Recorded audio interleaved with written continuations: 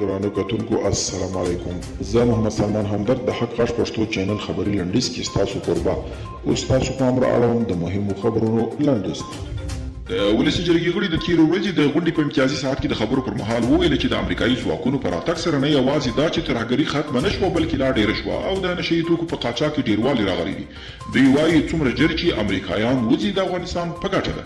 د امریکا د ملي امنیت سلاکار جیک سلیوان په خپله یوه مرکه کې ویلي چې د سرتیرو تر ایستلو وروسته په افغانستان کې د ترهګرو ډلو د فعالیت او راتلونکو وضعیت په اړه هیڅ تضمین نه دی موجود او دا ضمانت هیڅوک نشي کولی چې هلته به څه کیږي.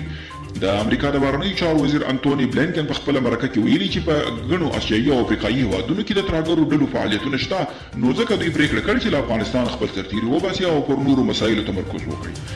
او د امریکا مخکنی ولسمشر ډونالډ ټرمپ د سرتیرو په ایستلو کې د ځنډ له امله د بایډن پر حکومت نیوکه کړې ده.